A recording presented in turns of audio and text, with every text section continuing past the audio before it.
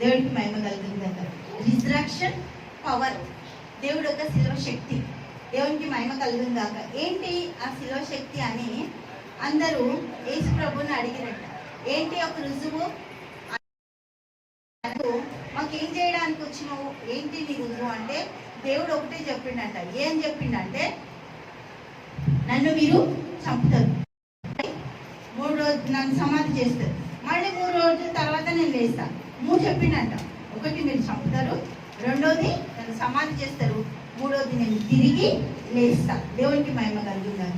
తిరిగి లేవడానికి హల్లెలూయా మనకి ఆయన దగ్గర ఎన్నో ఉన్నాయట. దేవునికి మహిమ కలుగుతాక. తిరిగి లేవడము మనకు ఇవ్వడం, దేవునికి స్తోత్రం. ఆ ఒక సమాధి చేయడానికి ఎవ్వరు కూడా ముందుకు రాలేరట. ఉన్న శిష్యులు అందరిలో పారిపోయారు, ఎవ్వరు కూడా లేరట, ఒక్కరు కూడా లేరు. కానీ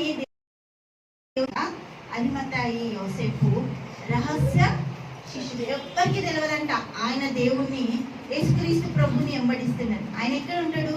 సెనేంద్రియ సభలో 71 మందితో పాటు వాళ్ళందరి ఆలోచనలు వింటుండంట.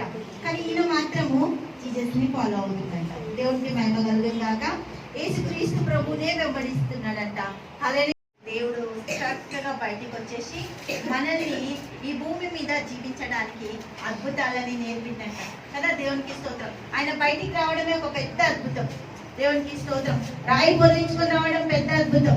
ఆయన కాళ్ళు చేతులు ఉన్న మేకులు, ఆ రంధ్రాలు, ఆ రక్తము కాలినా కూడా ఏ ఒక్కటి ఎక్కడ కూడా మనకి కనిపించకుండా దేవుడు ఎంత గొప్ప అద్భుతాలు మన జీవితాలలో చేస్తున్న దేవుడికి మహిమ కలుగుందాక.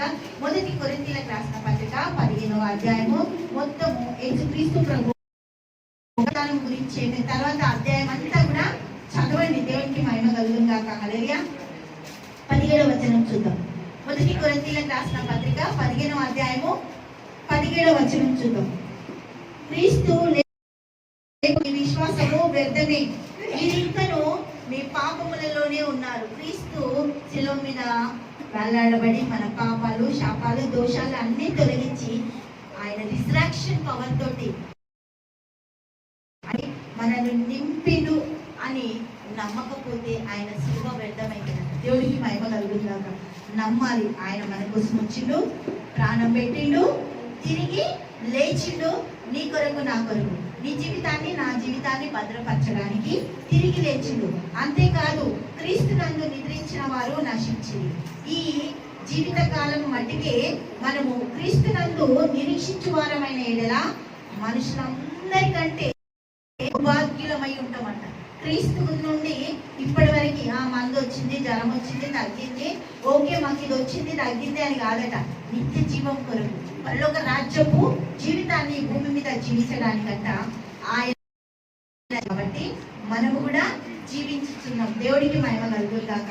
తండ్రి కుమార మన దగ్గరికి వచ్చి అన్ని సమస్తము ఏసియా నీకు వందనాలు, స్తోత్రాలు, గొప్ప దేవ, అద్భుతమైన ఆశ్చర్యకరణ, నీకు స్థుతులు స్తోత్రాలు చెల్లిస్తాం. ఎంత గొప్ప దేవుడు, ఎంత గొప్ప రాజు, రాజా నీకు స్తోత్రం. పరలోకంలో తండ్రి దగ్గర మా కోసం స్థానాన్ని సంపాదించడానికి నీవు ఆ బాధ్యతగా సిలువను భరించి మా త్యాగపూర్వకమైన ఆ జీవితాన్ని మా జీవితాలకు సమకూర్చి నిత్యత్వంలోనికి మా అందరినీ నడిపిస్తూ ప్రభువా పరలోక రాజ్యాన్ని మాకు అనుగ్రహించినందుకు కృతజ్ఞతలు చెల్లిస్తూ యేసు నామములో ప్రార్థిస్తున్నాము తండ్రి. ఆమేన్, ఆమేన్.